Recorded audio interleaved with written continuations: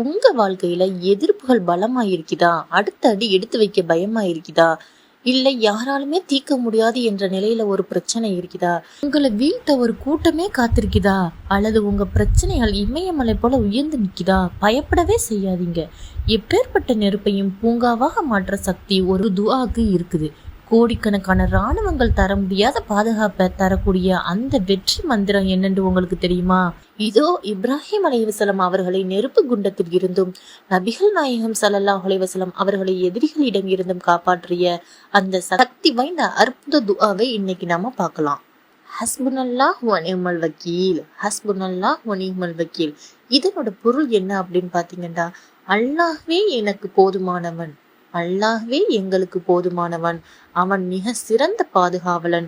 நாம ஒரு காரியத்தை அல்லாஹ்விடம் ஒப்படைச்சிட்டோம்டா, அவனை விட அதனை யாராலும் சிறப்பா செய்து முடிக்க முடியாது.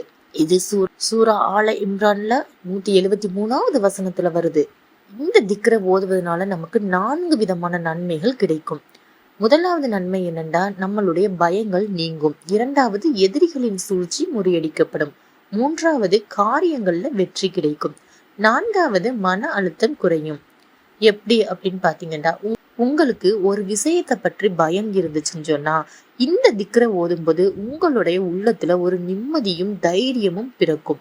உங்களை சுற்றி யாராவது சதி செய்தாலோ அல்லது அநியாயம் செய்தாலோ இந்த துஆவை ஓதுனீங்கன்னா அல்லாஹ் சுப்ஹானஹு வ தஆலா உங்களுக்கு ஒரு பாதுகாப்பான அரணாக கண்டிப்பா இருப்பான்.